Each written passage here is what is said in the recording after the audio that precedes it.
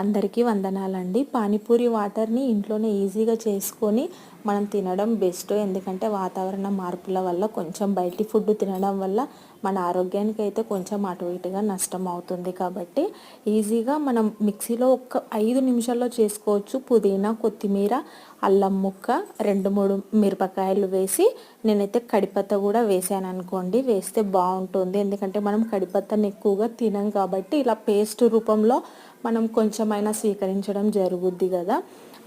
ఇది నల్లగా మారకుండా ఐస్ గడ్డలు వేసాను.